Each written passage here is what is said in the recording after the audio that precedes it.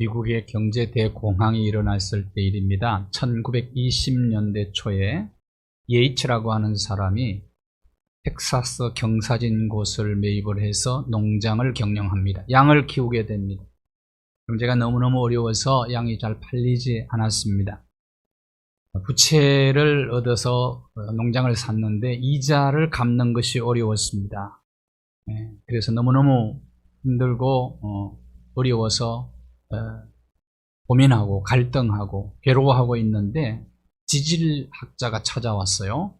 아무래도 지질계가 좀 이상하다. 이 땅이 기름이 날 것 같으니까 한번 탐사해보자는 것입니다. 땅을 1피터 정도 파내려 갔는데 기름이 쏟아져 나옵니다. 하루에 8만 배럴이 쏟아져 나왔어요. 그리고 이튿날 또 다른 곳을 팠더니 10만 배럴이 쏟아져 나왔습니다. 그래서 이분은 부자가 됩니다. 거부가 됩니다. 여러분 생각해 보십시오. 돈에 당장 쪼달린다고 그 농장을 만일에 팔았더라면 어떻게 되었을까요? 그랬다면 그 사람을 우리는 어리석은 사람이라, 세상에 가장 어리석은 사람이라 그렇게 말할 것입니다. 배가 항해를 하다가 난파를 당했습니다. 수십 명이 무인도에 표류하다가 도착을 합니다. 석 달분 정도의 양식은 남아 있었습니다. 그 땅은, 무인도의 땅은 굉장히 기름진 땅이었기 때문에 농사를 지으면 많은 결실을 거둘 수 있는 그런 좋은 땅이었습니다. 씨앗을 심으려고 땅을 팠더니 금이 나오기 시작을 합니다. 씨앗 심는 것은 까맣게 잊어버리고 금 캐는 데만 몰두하게 됩니다. 그들은 오랫동안, 며칠 동안, 며칠 동안, 또 몇 주 동안, 몇 달 동안 금 캐는 일만 계속해서 그들 앞에 금이 수북히 쌓여 있었습니다. 그런데 양식이 떨어져서 수북히 쌓인 금만 쳐다보고 있다가 다 굶어 죽었다 하는 얘기예요. 오늘 눈앞에 보이는 이 추구하는 인생, 그리고 미래를 잃어버린 현대인의 모습을 가리키는 이야기라고 생각을 합니다. 고진감래라는 말이 있습니다. 언제나 우리는 이것을 기억하며 살아가야 할 것입니다. 몇 주 전에 타이타닉호에 대한 얘기를 했습니다. 배를 진수한 이후에 처녀 항해를 하게 되죠. 세계에서 가장 호화로운 유람선이었던 타이타닉이 사우스 샘프턴 영국 항구를 출발해서 미국 뉴욕으로 출항을 하는 중에 빙산과 부딪혀서 침몰하게 됩니다. 타이타닉이 침몰하는 데는 약 한 4시간, 2시간에서 4시간 정도 걸린다고 했어요. 그래서 구출을 하게 됩니다. 배 안에 있는 사람들을 보트로 구출을 하게 되는데 1등 객실에 있는 사람들과 여인들을 먼저 구출을 하게 됩니다. 근데 마지막 보트의 마지막 딱 한 자리가 여인의 자리였어요. 어느 여인의 자리였는데 그 여인이 갑자기 돌진을 해갑니다. 배를. 돌진을 해가면서 선원에게 잠시만 5분만 나에게 시간을 달라는 것입니다. 내가 보물 상자를 두고 왔다는 거예요. 보석 상자, 보석 가방을 내가 두고 왔다. 달려갑니다. 중간에 말렸습니다만 아무 소용이 없었어요. 5분간 허락을 받고 갔습니다. 가는데 5분, 보석 상자 챙기는데 1분, 그리고 다시 돌아오는데 1분, 3분이면 충분한 시간이었습니다. 그런데 자기 것만 챙기면 살았을 텐데 다른 사람의 것까지 챙기다가 5분이 지났습니다. 선원이 기다려도 오지 않습니다. 5분을 더 기다렸습니다. 그래도 오지 않습니다. 이 여인은 타이타닉호와 함께 깊은 바다에 수장되어 버리고 말았습니다. 인생 문제는 사실은 죄 문제인데 죄 문제는 무엇의 문제입니까? 그것은 곧 죄의 문제는 욕심의 문제예요. 야고보서 1장 14절과 15절의 말씀을 보십시오. 왜 사람들이 시험에 빠집니까? 왜 미혹을 당합니까? 이유는 욕심 때문이다. 그 욕심 때문에 죄를 짓게 되고 결국은 죄 때문에 인간은 망한다. 결과적으로 인간은 욕심 때문에 망하더라. 욕심도 선한 욕심이 있습니다. 불의한 욕심이 있습니다. 의로운 욕심이 있고 불의한 욕심이 있고 거룩한 욕심이 있고 더러운 욕심이 있고 그렇습니다. 문제는 욕심입니다. 여러 종류의 욕심이 있죠. 재물을 탐하는 무력이 있습니다. 돈에 대한 욕심. 그리고 어떤 사람은 자기를 드러내고자 하는 명예욕이 있습니다. 어떤 사람은 자기를 과시하고 싶은 욕심이 있습니다. 어떤 사람은요, 식탐이 있더라고요. 식탐. 먹는 것에 대한 욕심이 대단한 사람이 있어요. 그러니까 여러 종류의 욕심이 있어요. 그 욕심이 나쁜 건 아닙니다. 어떻게 보면. 적절하면은, 그것이 정당하면 우리 인생의 발전을 가져다주고 성장, 성숙에 도움이 되죠. 이 인생이 발전하는 것은 욕심이 있기 때문에 발전하거든요. 근데 문제는 어떤 욕심이냐는 것입니다. 그 욕심이 불의한 욕심일 때는 반드시 그것은 해를 끼치게 됩니다. 나뿐만 아니라 사회적 혼란을 일으키게 되고, 죄를 지으면, 욕심 때문에 죄 지으면 인생의 가치가 떨어지잖아요. 하루아침에 추락하는 인생들이 너무 많은 거예요. 앞으로 제가 보기에는 잘 나가던 인생이 추락하는 겁니다. 여러분, 대통령 지내는 사람들이 하루아침에 추락해서 지금까지도 감옥에 들어있지 않습니까? 명예, 권력, 돈, 자기 자랑, 이런 욕심 때문에 죄를 지어 그 때문에 인생은 추락하고 마는 거죠. 결국은 죄 때문에 망하는데, 그럼 욕심이더라는 거예요. 잘못된 욕심 때문에 망하더라, 이 말입니다. 오늘 본문은 야곱과 에서의 이야기입니다. 이삭의 첫째 아들이 에서고 둘째 아들이 야곱이잖아요. 근데 야곱에게 거룩한 욕심이 있었던 겁니다. 이삭은 40세에 결혼을 해요. 리브가와. 근데 리브가가 결혼한 이후에 20년 동안 아기를 못 낳아요. 그러니까 지금 이삭이 40세에 결혼을 했으니까 60세에까지 아기를 못 낳은 거예요. 여러분, 믿음의 조상 아브라함의 아들 이삭이 아브라함 100세에 태어났는데 하늘의 별처럼 바다의 모래처럼 자식 번성케 하시겠다고 약속하셨는데, 그렇다면 여러분, 이삭에게 자식을 줘야 될 거 아니에요. 그런데 역시 또 20년을 기다립니다. 이삭이 간절히 하나님 앞에 기도하지요. 아마도 약속의 말씀을 붙잡고 아내가 임신하게 해달라고 기도하지 않았나 생각합니다. 창세기 25장 21절을 보시면 간절히 하나님 앞에 아내가 잉태하게 해달라고 하나님 앞에 기도합니다. 하나님께서 그 기도를 들어주셨어요. 리브가가 마침내 임신을 하게 됩니다.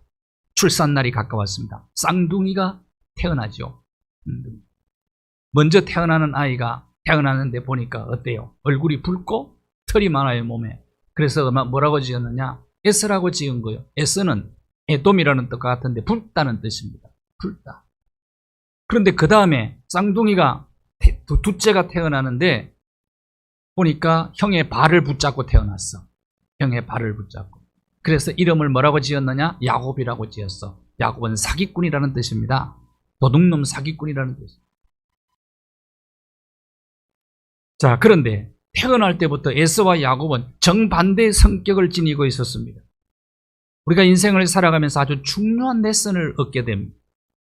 제일 문제는 뭐냐? 그건 조건보다는 핵심 가치가 더 중요하다는 사실. 조건. 에서와 야곱의 조건을 한번 보십시다. 훨씬 에서가 조건이 좋아요. 그는 아주 외향적이었습니다. 그래서 사냥을 좋아했어요. 사냥을 잘했어요. 익숙한 사냥꾼이었습니다. 그래서 들로 산으로 막 말 타고 다니고 뛰어다니고 활동적이었습니다. 카리스마가 넘쳤어요. 잘생겼어요. 매력이 넘쳐요. 누가 봐도 야곱은 엄마 품 안에서 자랐어요. 그래서 마마보이예요. 조용한 사람이요. 장막 안에 거했습니다. 자, 조건을 볼 때 그래서 아버지 이삭은 에서를 좋아해요. 장차 족장이 되어서 가정을 이끌어가고 가문을 이끌어가야 될 사람이다 라고 생각을 한 겁니다. 조건은 에서가 훨씬 더 좋았어요. 그걸 기억하십시오. 조건이 좋아서 잘된 사람은 역사 속에 극소수입니다.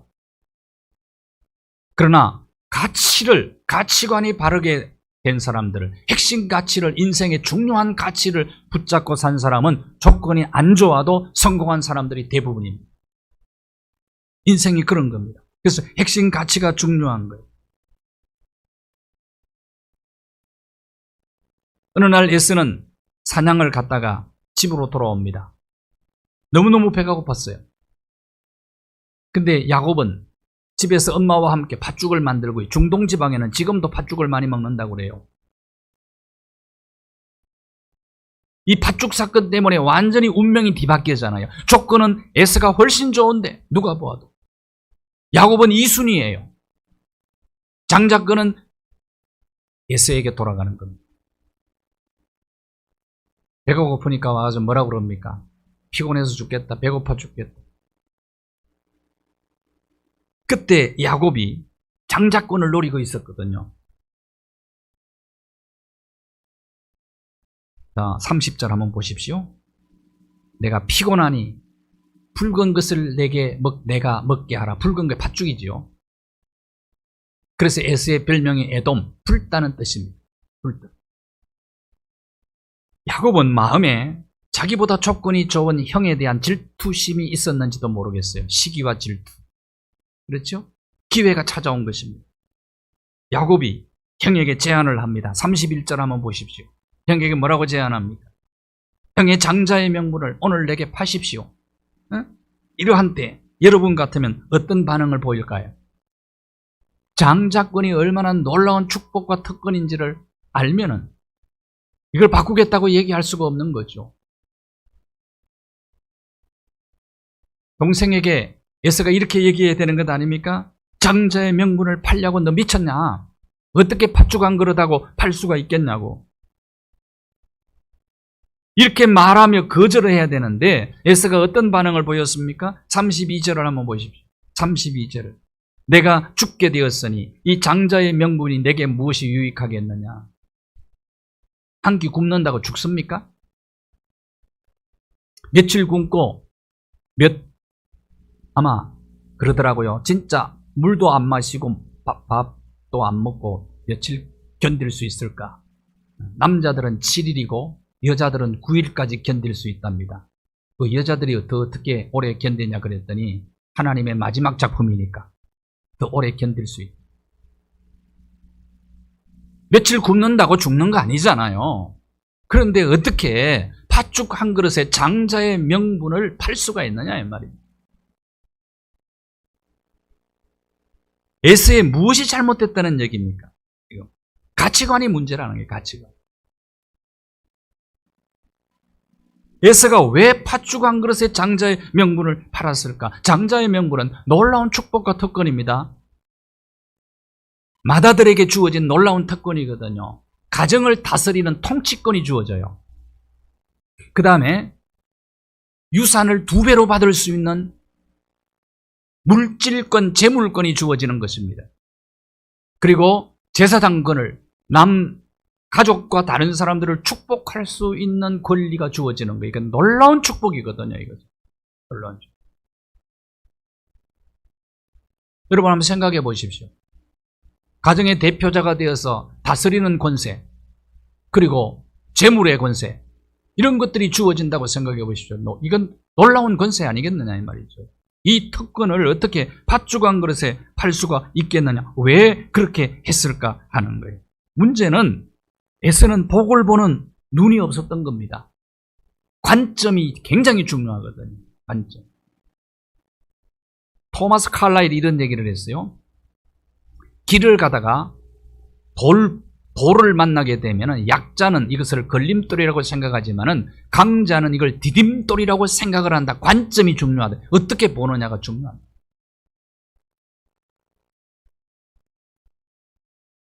우리는 야곱의 그 행위 자체를 칭찬할 수는 없습니다.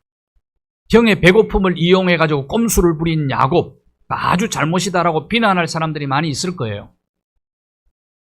그러나 성경은 야곱을 비난하지 않고 오히려 에서를 비난하는 것입니다. 히브리서 12장 16절 말씀을 한번 보십시오.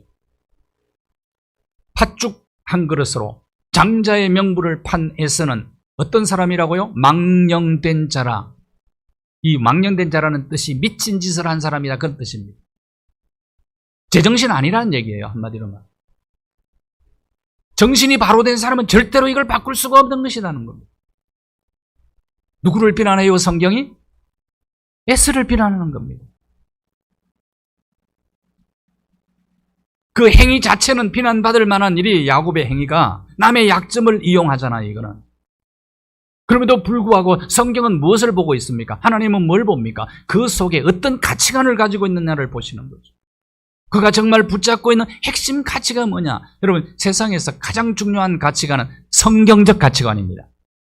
성경은 인생 사용 설명서예요. 가치 있는 인생을 살아가는 모든 방법이 성경 속에 다 들어가 있는 거예요. 그래서 성경 가까이 해야 되는 이유가 바로 여기에요. 사용 설명서를 부지런히 읽어야 바로 살 것 아니에요. 거기에 놀라운 가치가 있단 말이죠. 붙잡아야 돼.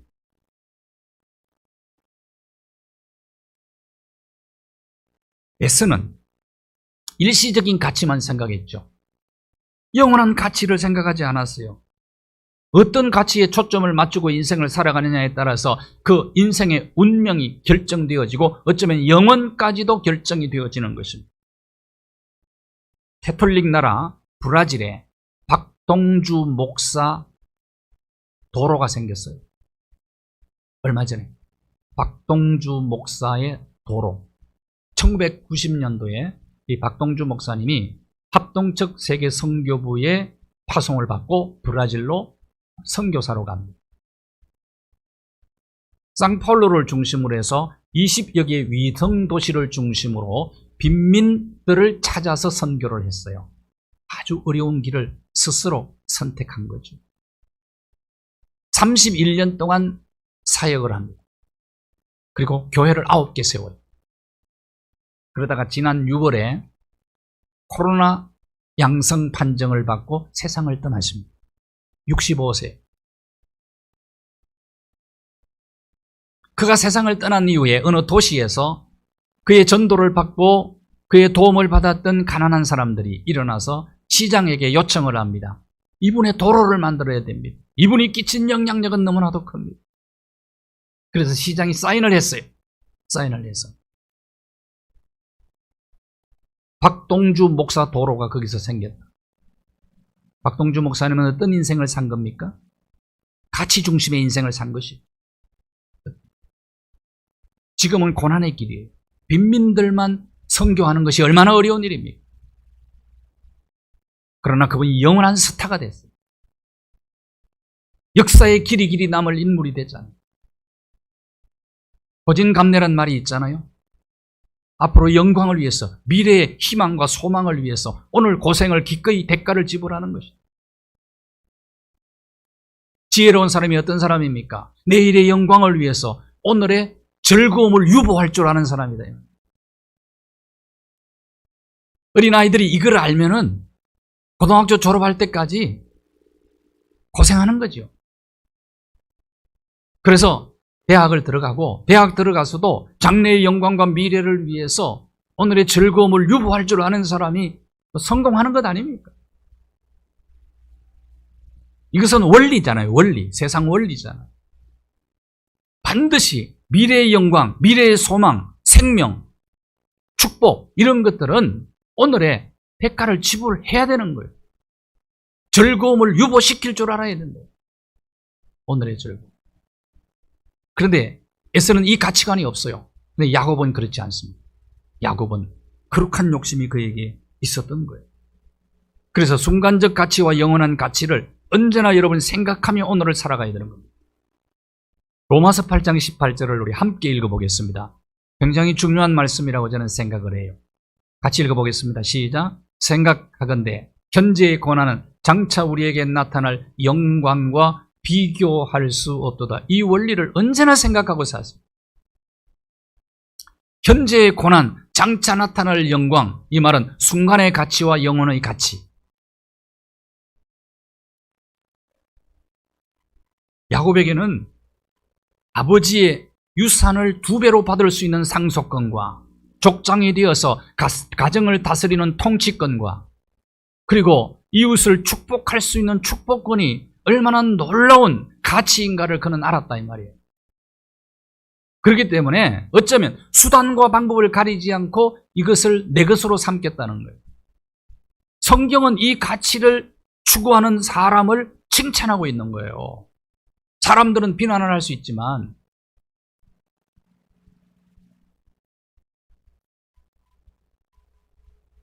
이솝의 우화 가운데 파리와 좀나비 이야기가 있습니다. 파리가 꿀 항아리에서 꿀을 빨아먹고 있었습니다. 항아리 입구에서 조금씩 빨아먹다가 성에 안 차. 그래서 풍덩 들어갑니다. 꿀단지 안으로. 들어가 보니까 날개가 붙어버렸어. 못 나와. 뻐드렁거리고 있으니까 좀나비가 날아가면서 야 이놈아 너 조그만 놈이 항아리에서 입구에서 먹어도 충분히 먹을 수 있는데 욕심내다가 너 꼴 좋다. 비난을 합니다. 저녁에 대해서 농부가 불을 밝혀요. 좀나비들이 불 보고 막 날아오더니 불에 다 타 죽습니다. 그랬더니 파리가 좀나비 보고 그랬단 말입니다. 니들이 나보다 더 미련하다 야. 니들이 나보다 더 미련하다. 정말 그렇지 않습니까? 우리가 시각, 관점 이런 것들이 전부 눈에 보이는 것 바로 앞에 있는 유익 이것을 추구하는 인생을 사는 것 예서 같은 인생 아니에요. 누가복음 12장에 보면 어리석은 부자의 비유를 예수님 말씀하셨죠. 부자가 그의 농사에서 창고 확장 공사를 하고 곡식이 차고 넘쳤어요. 오늘 밤 내 영혼아 먹고 마시고 평안히 쉬자 즐기자. 오늘 밤 네 영혼을 도로 찾으면 그건 누구 거 되겠냐. 가치의 문제입니다. 인생 문제는.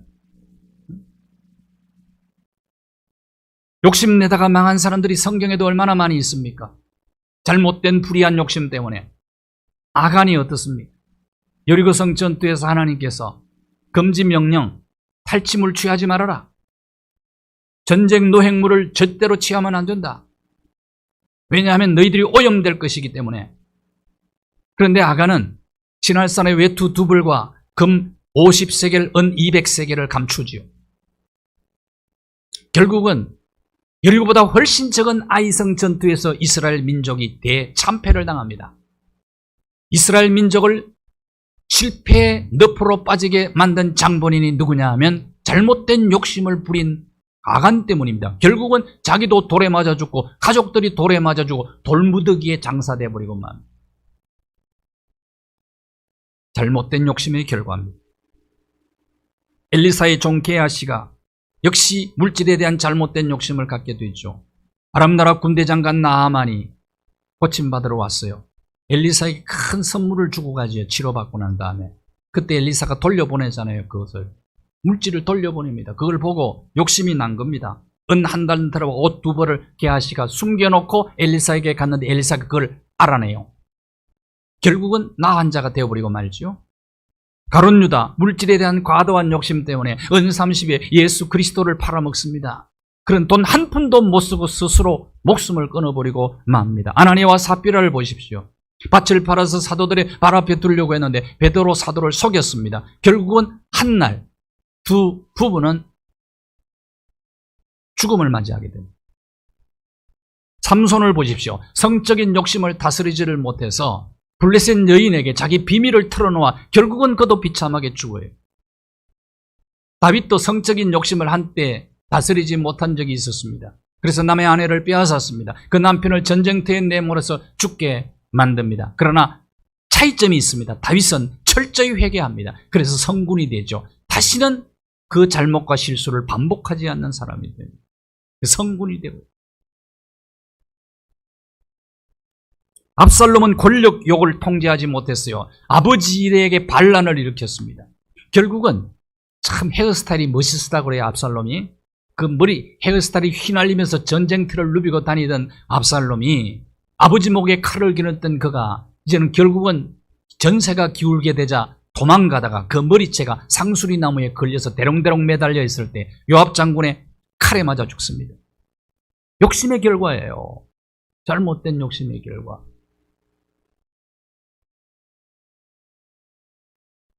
성경에는 의로운 욕심을 가지고 변하여 새 사람 된 사람들의 이야기들도 많이 등장합니다. 대표적인 사람이 삭개오입니다. 누가복음 19장 2절과 3절을 보십시오. 삭개오가 어떤 사람인가를 보여주는데 세리장, 여리고의 세리장입니다. 여리고는 세금을 걷어들이는데 가장 좋은 지역이었어요. 교통의 요지였고 수많은 상인들이 그곳에 살면서 세계적 무역을 하던 곳입니다. 로마에 일정액만 세금을 바치고 그 외에는 전부 자기 주머니에 다 넣었습니다. 불의한 세무장이었습니다. 그래서 사람들은 그를 미워했습니다. 매국노라고 손가락질을 합니다. 너무너무 외로웠어요. 돈은 많았는데 너무너무 외로웠어요. 그렇게 인생을 살다가 예수님 지나간다는 소문을 듣고 예수님 만날 방법을 찾습니다. 그런데 핸디캡이 있었어요. 핸디캡이 키가 너무너무 작아요. 다른 사람들이 있으면 예수님을 만날 수가 없어, 앞에서 있으면. 그래서 그 방법을 찾다가 나무 위로 올라가는 겁니다. 그 나무가 뽕나무가 아니에요. 돌무화과 나무 위로 올라갔어요. 그리고 예수님 만나잖아요. 예수님 만나고 가치관이 완전히 바뀝니다. 지금까지는 내 주머니 채우고 내 돈 확장시키는 것만 관심이 있었는데 이제는 토색한 거 있으면 남에게 4배로 갚으며 살겠습니다. 완전히 가치관이 바뀐 사람입니다. 예수님. 열왕기하 2장에 보면 엘리사 선지자가 의로운 욕심을 가지고 있었어요. 스승과 헤어지게 됩니다. 그러면서 어떤 욕심을 가졌느냐? 스승이 가졌던 영적 능력, 이것을 나도 갖기를 원했던 거예요. 그래서 스승을 따라가는데 엘리야가 오지 말라고 3번이나 오지 말라고 얘기해요. 따라오지 마라. 길갈에서 베델로, 베델에서 여리고로, 여리고에서 요단강으로, 요단강을 건너까지 따라갑니다.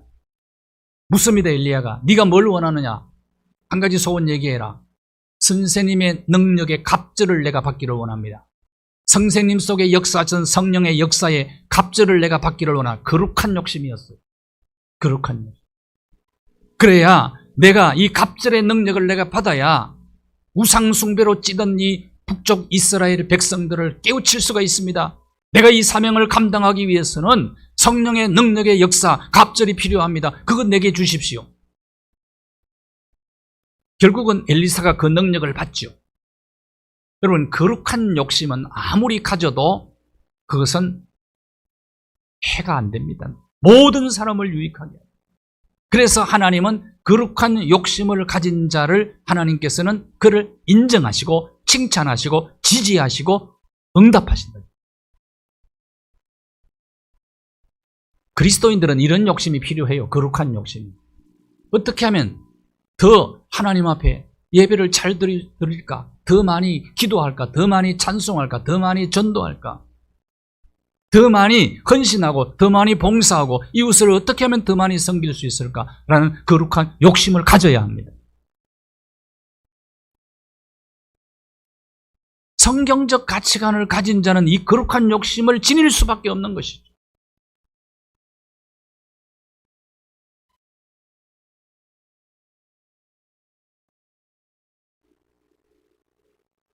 로마서 8장 16장 19절을 한번 보십시오. 로마서 8장 16장 19절에 보시면 선한 데 지혜롭고 악한 데는 미련하기를 원하노라. 거룩한 욕심을 가지라는 얘기입니다. 어느 분이 호주에 가서 영주권을 얻었어요. 영주권을 얻은 다음에 가족들과 친지들을 초청을 했는데 60여 명이 호주로 가게 됐어요. 그러니까 친지와 가족이 60명이니까 얼마나 많습니까? 어느 교회에 가서 등록을 했어. 그 교회가 그냥 얼마나 좋았겠어요. 60명이 들어왔어요. 근데 이분이 욕심이, 명예욕이 대단했어. 교회에서 장로가 되고 싶었던 거예요. 장로투표를 했는데 우리 장로구의 법에 의하면 공동의회 때 3분의 2 득표해야 됩니다. 근데 투표에서 떨어졌어요. 그랬더니 이분이 떨어지면 어떤 생각을 해야 될까요? 아, 그래, 내가 그래도 하나님을 더 열심히 섬기고 또 성도들도 더 잘 섬겨야지, 이 생각을 해야지 바른 것 아니겠어요? 그냥 욕심만 있는 거예요. 명예욕만 있는 거야.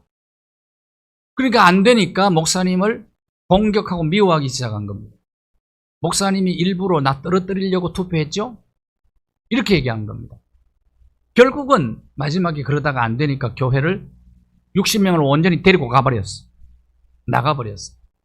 다른 교회 갔는데 다른 교회에서도 역시 명예욕을 가지고 장로가 되고 싶어 했던 거예요. 그런데 다른 교회에서도 안 됐대.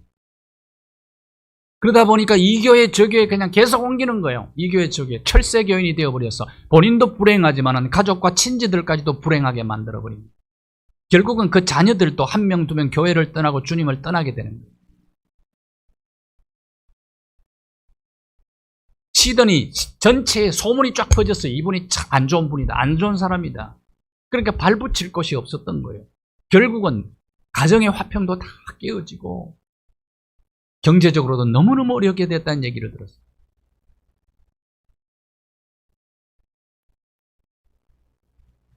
시카고에 가면요,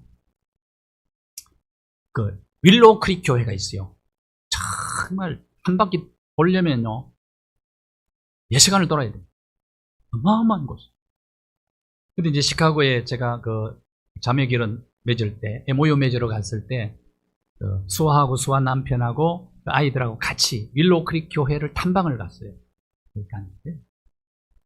시카고 시내에도 지교회가 있는데요. 그 교회도 어마어마하고 모든 시설을 현대식으로 너무너무 잘 맞춰 놓았어요. 그래서 시카고에 있는 교회 교인들이 그리 많이 간다 하더라고요. 교회가 비상이 걸렸다고. 그 교회 목사님이 빌 하이벨스 목사님이세요. 이번에 아버지가 아들을 강하게 키우기 위해서 혼자 여행을 많이 보냈다고 그래요. 400 내지 500km 떨어진 곳에 혼자 여행을 시켰어요. 20살 되었을 때 아버지는 아들을 무작정 남미로 보냅니다. 여행이 끝날 무렵에 리우 네자이누로 한 호텔에 라운지에 올라가서 혼자서 저녁 식사를 하게 되었습니다.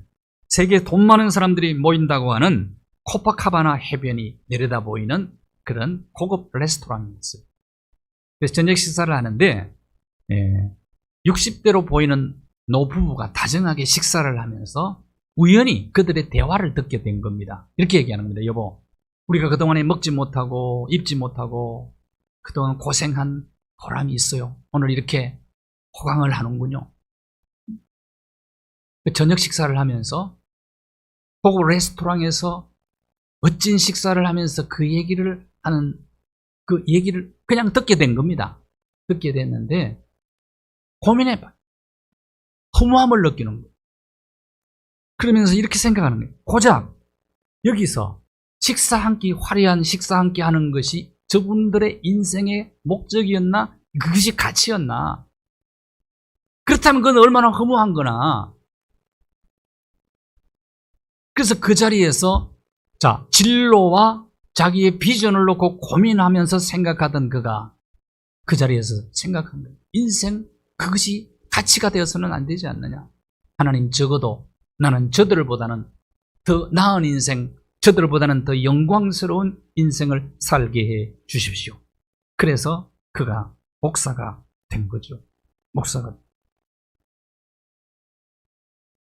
마태복음 6장 19절과 20절 말씀을 한번 보십시오. 보물을 땅에 쌓아두지 말고 보물을 하늘에 쌓아두라.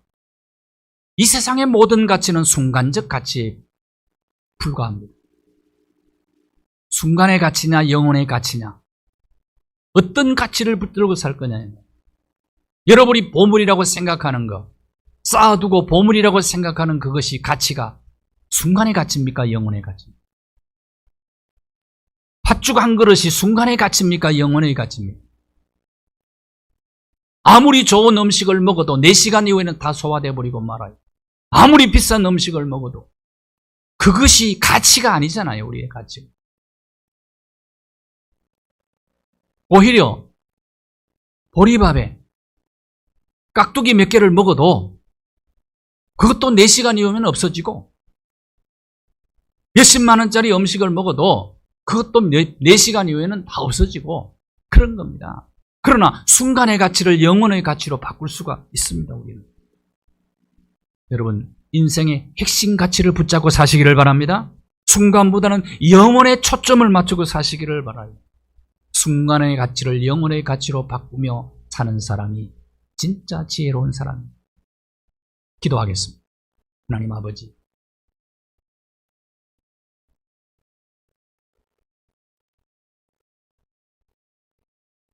예서처럼 당장 눈앞에 보이는 이익을 추구하는 인생 되지 않게 하시고 야곱처럼 보이지 않는 가치, 성경적 가치가 내 인생의 핵심 가치가 되게 하여 주시고 순간보다는 영원한 가치에 초점을 맞추고 땅보다는 하늘에 시선을 고정시키고 우리가 이 세상을 살아가는 날 동안 순간의 가치를 영혼의 가치로 바꾸는 참된 지혜를 우리에게 허락하여 주셔서 에서처럼 보이지 않는 가치, 그 가치를 나의 것으로 삼아 거룩한 욕심을 품고 땅에 속한 복과 하늘에 속한 복을 받아 자손 만대토록 그 축복의 계대를 이어가는 그와 같은 인생 살아가도록 우리의 삶에 복과 은혜를 내리워 주시옵소서. 예수 그리스도 거룩하신 이름으로 기도하옵나이다. 아멘.